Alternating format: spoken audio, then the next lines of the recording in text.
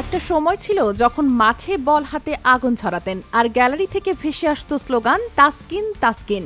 কিন্তু সম্প্রতি জাতীয় দলের এই পেসার শিরোনামে এলেন একদম ভিন্ন কারণে। ব্যক্তিগত জীবনের এক ঘটনায় বিতর্কে জড়িয়ে পড়েছেন তাসকিন আহমেদ। তার ছোটবেলার বন্ধু শিফাতুর রহমান সৌরভ অভিযোগ তুলেছিলেন তাসকিন তাকে শারীরিকভাবে লাঞ্ছিত করেছেন।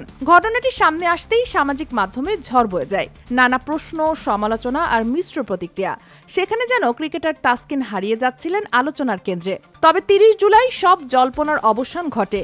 দুই পরিবারের আলোচনায় বিষয়টি পারিবারিকভাবে মীমাংসা হয়। সৌরভ জানান, আমরা দুই পরিবার বসে মুচলেকা দিয়ে সমঝোতায় পৌঁছেছি। বন্ধুদের মধ্যে কথাবার্তা থেকেই ভুল বোঝাবুঝি শুরু হয়েছিল। আমি আগে কখনো অভিযোগ দেইনি, আজ পারিবারিকভাবে সমাধান করেছি। তিনি আরো বলেন, তাসকিনের বাবা তার নানার মতো। এই আত্মীয়তার সম্পর্কের জায়গা থেকেই পারস্পরিক সম্মানের ভিত্তিতে এই সমাধান সম্ভব হয়েছে। যদি শুরুতেই বসা যেত তাহলে আগেই বিষয়টি মিটে যেত। এই আফসোসও ঝরেছে সৌরভের কণ্ঠে। যদিও একজন প্লেয়ার হিসাবে তাসকিনের প্রতি তার শুভকামনা রয়েছে, তবে বন্ধুত্ব নিয়ে কিছুটা কষ্ট প্রকাশ করতেও ছাড়েননি তিনি। তাসকিন আমার ছোটবেলার বন্ধু, তার সামনে অনেক সম্ভাবনা আছে বাংলাদেশ দলের হয়ে, কিন্তু আমি এখনো মানসিকভাবে ট্রমায় আছি।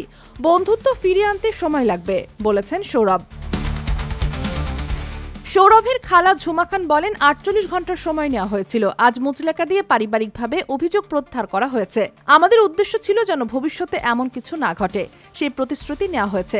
অন্যদিকে শুরু থেকেই তাসকিন এই অভিযোগ অস্বীকার করে আসছিলেন। ফেসবুকে নিজের পেজে লিখেছিলেন, এই অভিযোগ ভিত্তিহীন। আমার এক বন্ধুর সঙ্গে ঝগড়ার বিষয় ছিল, সে আমার নাম উল্লেখ করেছে, অথচ তার সঙ্গে আমার কোনো সমস্যা হয়নি। সবাইকে অনুরোধ করছি, গুজবে বিভ্রান্ত হবেন না।